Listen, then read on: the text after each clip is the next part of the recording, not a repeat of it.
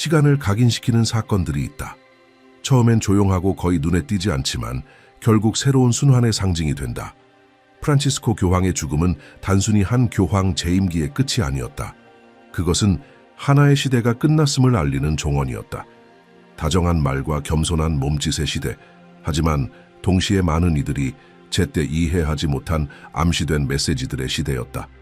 교황이 선종하기 며칠 전 바티칸의 고요한 복도 안에서 이상한 일이 벌어졌다. 오래된 책들, 밤의 기도, 그리고 이미 쇠약해진 건강 속에서 교황은 한 한국인 추기경에게 마지막 생각을 털어놓았다고 전해진다. 그것은 신학적 가르침도 정치적 메시지도 아니었다. 하나의 환시였다. 그가 말하길 꿈속에서 계시된 것이지만 그것은 명확하고 영적인 무게를 가진 계시와도 같았다고 한다. 그저 가까운 이들 사이에서 속삭이듯 전해지던 이 이야기는 교황의 사망 발표 이후 급속히 퍼지기 시작했다. 아시아 성직자들과 가까운 소식통에 따르면 이 환시는 한국과 직접적으로 관련이 있으며 가장 어두운 시기에 등장할 예상치 못한 인물을 예고하고 있다고 한다. 이건 미신이 아니다. 지금은 2025년, 최근 몇 달 동안 한국 국민은 현대사에서 가장 혼란스럽고 격렬한 시기를 보내고 있다. 연이은 정치적 위기, 고위 관계자들을 둘러싼 스캔들, 무언가가 다가오고 있다는 막연한 불안감. 하지만 아무도 그 실체를 정확히 모른다. 제도에 대한 신뢰는 흔들리고 정치에 무관심했던 이들까지 포함해 노인과 청년들 사이로 불안이 조용히 퍼지고 있다. 이러한 상황 속에서 프란치스코 교황에게서 비롯된 이 예언은 마치 생명력을 얻은 듯 퍼지고 있다. 그가 과연 무슨 말을 했을까? 공식적으로 확인되지는 않았지만 한국의 승려들과 종교 지도자들 사이에서 은밀히 공유된 내용에 따르면 교황은 다음과 같은 말을 남겼다고 한다. 북쪽에서 바람이 불고 청와대 위로 구름이 들이올 때 이름이 아닌 사명을 따라 불릴 한 사람이 나타날 것이다. 그는 이전에 그 누구와도 닮지 않았고 그 백성에게 인정을 받기 전 3번 거절당할 것이다. 청와대는 분명히 한국 대통령의 공식 거처를 뜻하며 북쪽의 바람은 북한에서 오는 무언가 혹은 상징적으로는 위기, 위협, 예기치 않은 변화를 의미할 수 있다. 그러나 이 예언에서 특히 주목할 점은 이름이 아닌 사명으로 불릴 한 인물에 대한 언급이다. 이는 전통적으로 기존 수단에 대한 희망이 사라질 때 구세주 혹은 민중의 지도자라는 표현이 쓰이는 한국 문화와 직결된다. 누군가에게 이 계시는 단순히 상징적이고 시적인 표현으로 보일 수 있다. 그러나 어떤 이들에게는 지금 한국 사회의 징후들과 너무도 정확히 맞물려 섬뜩할 정도로 현실적이다. 최근 며칠 사이 한국 대통령의 사임 또는 탄핵 가능성에 대한 소문이 커지고 있다. 민중의 움직임은 더욱 힘을 얻고 이전에 분열되어 있던 야당은 뜻밖의 연합을 형성하기 시작했다. 그리고 이 모든 혼란 속에서 낯선 이름들이 떠오르고 전통적인 틀에 맞지 않지만 사람들의 마음을 울리는 지역 지도자들의 목소리가 들리기 시작했다. 이 예언의 힘은 그 내용 자체보다도 그것을 전한 인물에 있다. 프란치스코 교황은 그의 재임 기간 내내 종말론적 발언이나 미래 예측을 자제해왔다. 그의 영성은 항상 현재에 집중되어 있었고 인간 중심적이며 가난하고 소외된 이들을 돌보는 데 초점이 맞춰져 있었다. 그렇기에 설령 비밀리에 남긴 말일지라도 이런 유언이 전해졌다는 사실은 깊은 충격을 준다. 아마도 이 이야기를 더욱 불편하게 만드는 것은 바로 이 대비다. 영적 지도자의 온화함과 그의 마지막 말이 지닌 어두운 무게. 당신도 이런 질문을 하고 있을 수 있다. 과연 그가 정말 이런 말을 했을까? 그리고 만약 그렇다면 왜 하필 한국인가? 왜 지금인가? 이 질문들엔 아직 명확한 답이 없다. 하지만 이는 동시에 하나의 성찰을 요구하는 초대이기도 하다. 지금 세계는 전환의 시대를 지나고 있으며 영적 세계와 정치 세계의 경계는 그 어느 때보다 흐려지고 있다. 그리고 지금까지의 징후로 볼 때 한국 극복과 신앙 저항의 역사로 점철된 이 나라는 이미 조용한 변화의 무대가 되고 있는지도 모른다. 지금 한국 사회는 팽팽한 긴장과 무거운 분위기 속에 있다. 거리의 침묵은 단순한 무관심이 아닌 정치적 언설보다도 깊은 무언가를 숨기고 있는 듯하다. 한때 국민의 신뢰를 받던 제도들은 이제 의심의 눈초리를 받고 있으며 정치적 위기는 누적되고 스캔들은 연이어 터지고 있다. 삶은 계속되지만 사람들 사이엔 무언가 곧 터질 듯한 집단적 예감이 감돌고 있다.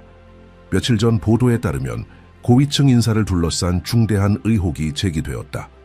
지금까지 자리를 굳건히 지켜온 대통령조차도 내부의 압박과 고발, 그리고 재정비 중인 야당의 포위망 속에서 흔들리고 있다. 국민은 이제 단지 해답이 아니라 의미를 찾고 있다. 그리고 정치에 무관심했던 이들조차 마치 어떤 보이지 않는 전환을 목격하려는 듯 무언가에 이끌리고 있다. 프란치스코 교황이 선종 직전 남겼다는 이 예언은 이 같은 상황 속에서 점점 더 섬뜩하게 울려 퍼지고 있다. 이름이 아닌 사명으로 불릴 인물, 3번 거절당한 뒤에야 빛이 드러날 인물. 처음에는 시처럼 들리던 그 말이 이제는 점점 현실의 메아리처럼 느껴진다. 한국에서 이러한 언어는 특별한 의미를 가진다. 어두운 시대에 등장하는 인물은 전통적으로 전사나 정치인이 아닌 조용한 사명을 가진 존재로 여겨져 왔다. 그들은 권력을 쫓아 등장하는 것이 아니라 민중의 절박한 바람이 그들을 그 길로 이끄는 것이다. 그리고 최근 몇 달 사이 이런 인물들이 하나둘 모습을 드러내기 시작했다. 궁궐이 아닌 민중 속에서 한 젊은 승려는 용서와 재건에 대해 말하는 짧은 영상으로 수많은 이들의 지지를 얻게 되었다. 한 전직 군인은 자신의 특권을 내려놓고 소외된 이들 곁에서 살아가고 있다.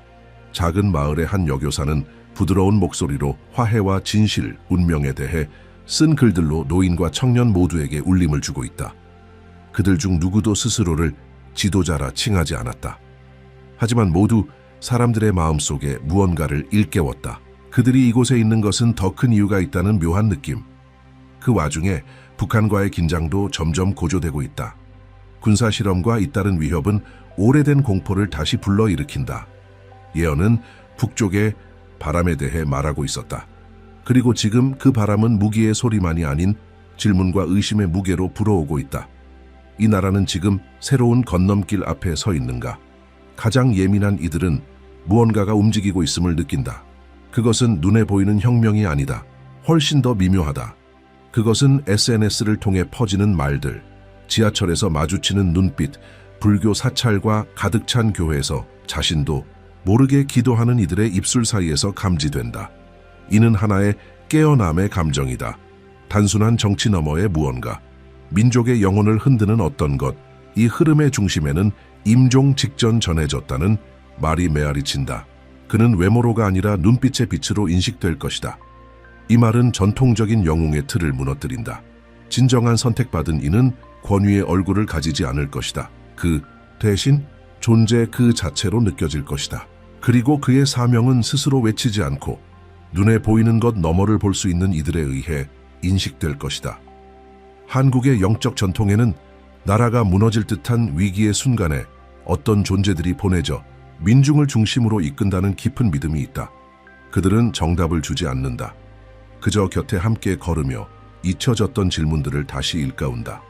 프란치스코가 남긴 예언도 이와 같은 흐름을 따른다. 특정한 사건을 예측하기 위함이 아닌 마음을 준비시키기 위한 것이다.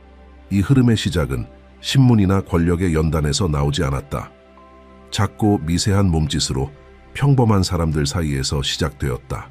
절입구에서 조용한 미소로 빵을 나눠주는 할머니, 매일 아침 공공병원 앞을 쓸며 지나가는 이들에게 격려의 말을 속삭이던 청년, 그리고 시간이 지나면서 한 인물이 주목받기 시작했다. 외모 때문이 아닌 그가 지나가는 곳마다 남긴 여운 때문이었다. 그는 알려진 이름을 가진 이가 아니었다. 정치적 직책도 선언된 야망도 없었다. 그러나 그에게는 말을 멈추게 하는 무언가가 있었다. 설명할 수 없는 고요함.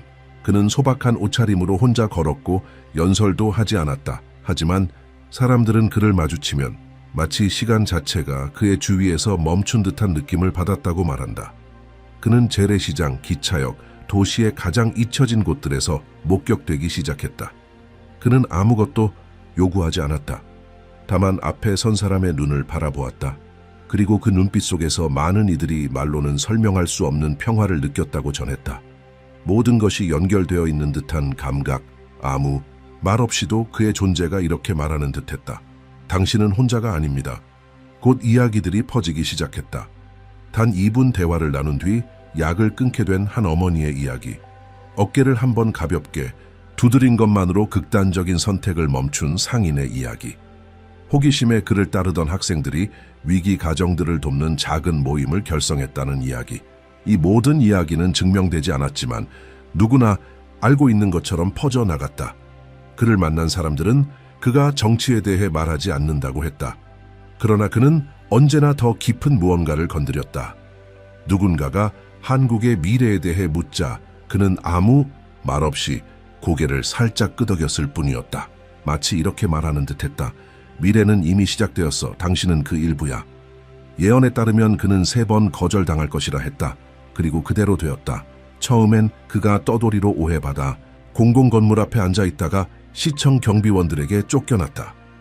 2번째는 아무 말도 하지 않고 단지 노인들의 이야기를 듣고 있었을 뿐인데 노인정에서 노인들을 조종하려 했다는 혐의를 받았다. 3번째는 성스러운 사원 깊은 곳에서 명상하고 있는 모습이 허가 없이 목격되어 종교 지도자들에게 사기꾼이라 불리며 위협당했다. 3번의 거절, 3개의 상처. 하지만 그는 분노로 대응하지 않았다.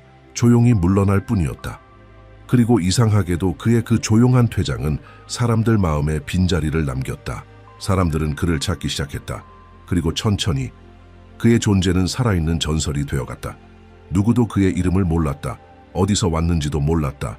하지만 모두가 그가 존재한다는 것을 알았다. 한국은 서서히 아직 이해하지 못하는 무언가에 눈뜨기 시작했다.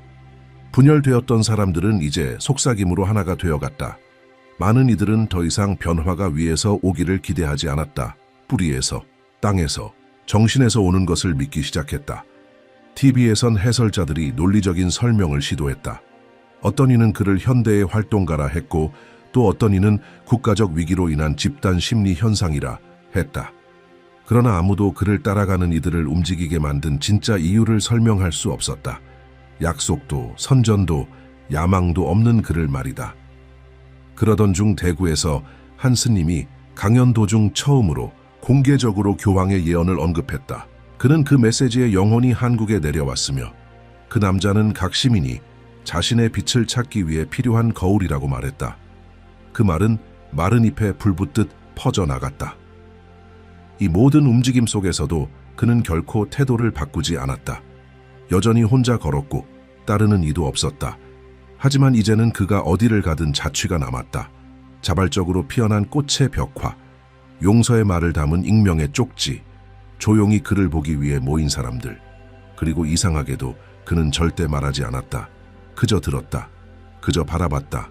예언은 이렇게 말했다. 빛은 눈 속에 있다. 그를 마주한 사람들은 그 눈에서 설명할 수 없는 무언가를 본다고 했다. 그것은 빛이 아니었다. 기억이었다. 마치 그 눈 속에 각자가 잊고 살아온 기억이 살고 있는 것처럼 예언은 또 청와대가 구름에 덮일 때 그가 나타날 것이라 했다. 그리고 바로 그 달 청와대에 정치적 폭풍이 몰아쳤다. 내부 수사, 사임 자백. 나라는 그 충격적인 진실들 앞에서 멈춰섰다. 신문들은 스캔들을 외쳤지만 그는 여전히 조용히 언론의 눈에 보이지 않게 길을 걸었다. 그리고 마침내 예상치 못한 일이 벌어졌다. 한 지역 프로그램의 생방송 중 어린 소년이 카메라 앞에서 이렇게 말했다. 엄마, 나 무섭지 않게 도와준 그 아저씨가 지금 텔레비전에 나왔어. 그 아저씨는 그냥 아저씨가 아니야. 그 아저씨는 빛이야. 그 문장은 번개처럼 SNS를 타고 퍼져나갔다. 정치적인 언급은 전혀 없었지만 그 안에는 사람들이 듣고 싶어 했던 모든 것이 담겨 있었다. 예언은 이제 온 국민의 눈앞에서 펼쳐지고 있었다. 영적인 메시지를 믿지 않던 이들조차도 이제는 외면할 수 없는 어떤 존재 앞에 서게 되었다. 그것은 신념의 문제가 아니라 존재의 문제였다. 권력자들이 살아남기 위해 안간 힘을 쓰는 동안 보이지 않는 존재는 점점 커져갔다. 그리고 잊힌 이들 사이에서 새로운 힘이 피어나고 있었다.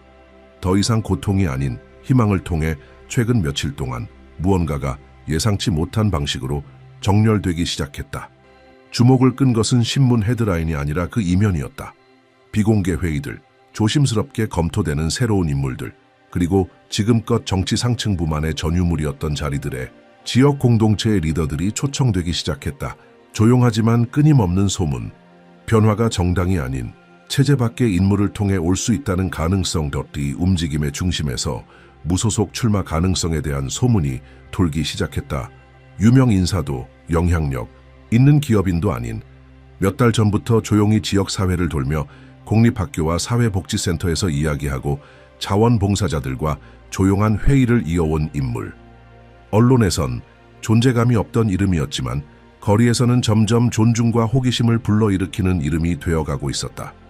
그는 자신의 신앙을 숨기지 않았지만 그것을 방패 삼지도 않았다. 그의 말은 분명하고 단호했다. 모든 말 속에는 뭔가 다른 기운이 있었다. 그는 약속하겠다라고 말하지 않았다. 대신 이건 해야 할 일이고 이미 조용히 많은 이들이 해내고 있다고 말했다. 그는 연단에 오르지 않았다. 사람들과 같은 눈높이에 앉기를 선호했다. 카메라에 둘러싸인 적도 없지만 그의 말은 언제나 도착해야 할 곳에 도달했다. 그러던 중 프란치스코 교황에게서 비롯된 것으로 알려진 예언의 한 구절이 다시금 한국의 종교인들과 학자들 사이에서 회자되기 시작했다.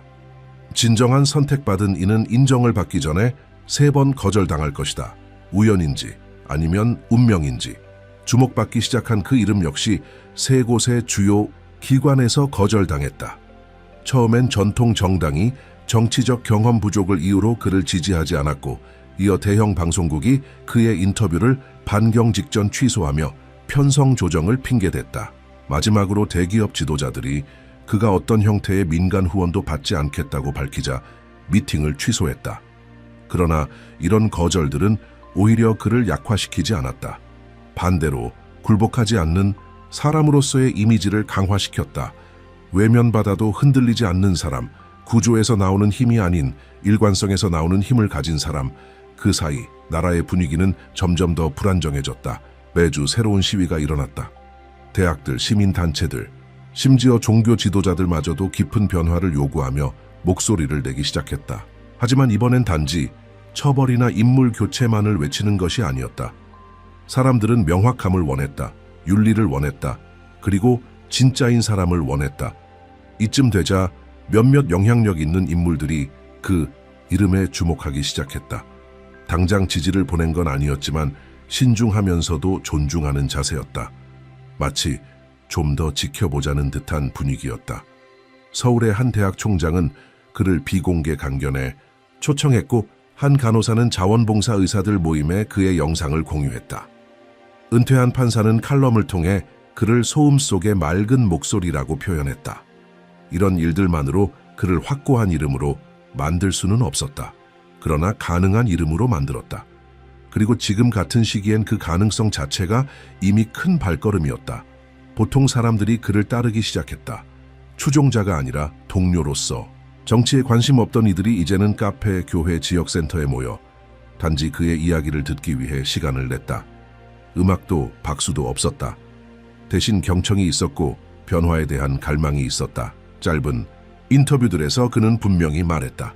허영심이 아닌 책임감으로 빈자리를 채울 때가 되었다고 느꼈다고. 준비된 답은 없지만 국민과 함께 답을 찾을 수 있다고. 그 말은 많은 이들의 마음에 닿았다. 그를 한국이 한 번도 가져본 적 없는 새로운 리더로 보기 시작했다. 교황 프란치스코에게서 비롯된 것으로 알려진 예언은 그가 이름이 아닌 사명으로 불릴 것이라 말했다. 그리고 바로 그 약속을 하지 않겠다는 인물 안에서 사람들은 점점 그것을 보게 되었다. 유명한 얼굴이 아니라 흔들리지 않는 태도, 이름이 아니라 목적, 물론 여전히 나라는 분열되어 있었다. 누가 새로운 말을 꺼내든 쉽게 믿지 않는 이들이 많았다. 그러나 분위기에는 분명한 변화가 있었다. 오랜만에 사람들의 대화 속에서 비판만이 아닌 희망이 함께 들리기 시작했다. 누군가는 그도 결국 똑같은 사람일 거라고 했다. 또 누군가는 정말 다르다면 오래 버티지 못할 거라 했다. 그러나 시간이 지나며 드러난 건 다른 모습이었다. 그는 돋보이려 하지 않았다. 해야 할 일을 묵묵히 하려 했다. 그 점이야말로 많은 이들에게 가장 큰 신호가 되었다. 한국은 무언가의 문턱에 있었다. 그것만은 분명했다. 이제 질문은 더 이상 새로운 리더가 등장할까가 아니라 전통적인 틀과 정치 게임 밖의 인물을 향해 국민이 용기를 낼 수 있을까였다. 이번에는 다르게 가보자고 말할 수 있을지. 그의 이름은 아직 정치 순위표에 없다. 여론조사에도 언급되지 않는다. 하지만 거리에서, 시장에서, 병원 대기실과 버스 정류장에서 그의 이야기가 퍼지고 있다. 전설로가 아니라 아무도 나서지 않을 때 필요한 일을 했던 한 사람으로서 그가 결국 나라의 가장 높은 자리에 오르지 못할지도 모른다. 어쩌면 지금처럼 여전히 사람들 사이에서 말은 적고 행동은 많은 채로 남을지도 모른다. 하지만 이미 일어난 일이 가장 중요했다. 기적을 기다리던 한국이 이제는 조용하고 일관된 진실한 행동 속에서 가치를 보기 시작했다. 그리고 그가 불러낸 변화는 바로 그것이었다. 프란치스코 교황이 남겼다고 전해지는 예언은 권력에 대한 것이 아니었다. 그것은 사명에 관한 이야기였다. 직책을 지목하지 않았고 오히려 하나의 태도를 말하고 있었다. 그리고 그의 말의 힘은 바로 그 점에 있었다. 가장 어려운 순간들이 완벽한 영웅을 요구하는 것이 아니라 준비된 사람들을 요구한다는 것을 우리에게 상기시킨다는 점. 생의 마지막 시기를 보내던 교황은 한국이 깊은 전환기를 맞이할 것을 예감했다고 전해진다. 단순한 리더십 교체가 아닌 의식의 변화, 연설만으로는 부족한 영적이면서도 사회적인 통과 의례. 그것은 진정한 용기를 요구하는 여정이었다. 국가의 현실을 진심으로 마주할 용기, 낡은 모델이 한계에 다다랐음을 인정할 용기, 아직 길이 닦이지 않은 새로운 길을 시도할 용기, 그리고 우리는 지금 바로 그 시기를 살고 있다. 한국 사회는 진짜 갈림길 앞에 서 있다. 제도 정치의 신뢰는 무너졌고 정당들은 분열되었으며 젊은 세대는 점점 더 회의적으로 변해 새로운 표현 방식을 찾고 있다. 한편 기성세대는 반복의 피로를 느끼고 있다. 마치 모든 것이 다시 제자리로 돌아오는 듯한 감각. 하지만 이 혼돈 속에서도 작은 균열이 생기고 있다. 아직 연약하지만 분명 새로운 무언가가 태어나기 시작했다는 신호들. 어쩌면 불쑥 나타난 그 남자의 진짜 역할은 대통령이나 총리가 되는 것이 아닐 수도 있다. 어쩌면 그의 역할은 이미 다 한 것일지도 모른다. 온 국민이 정치란 높은 곳에서만 이루어지는 것이 아니라는 사실을 떠올리게 한 것. 하나의 행동, 하나의 선택, 하나의 경청에서부터 시작된다는 것을 보여준 것, 에서부터 시작된다는 것을 보여준 것. 프란치스코 교황은 재임 기간 내내 기존 구조를 흔들고 가난한 이들 사이를 걷는 사람으로 기억되었다. 그는 진정한 변화는 위에서가 아닌 아래에서부터 온다는 것을 알고 있었다. 만약 그가 한국에 대해 예언을 남겼다면 그것은 이름을 예측하기 위한 것이 아니라 시선을 깨우기 위한 것이었을 것이다. 하나의 집단적 부름. 결국 진짜 구원자는 한 사람 안에 있지 않다. 진짜 구원은 한 국민 전체가 깨닫는 데 있다. 원하는 나라를 만들기 위해서는 깨끗한 손과 또렷한 눈, 그리고 변화를 기꺼이 감당하려는 마음이 필요하다는 것.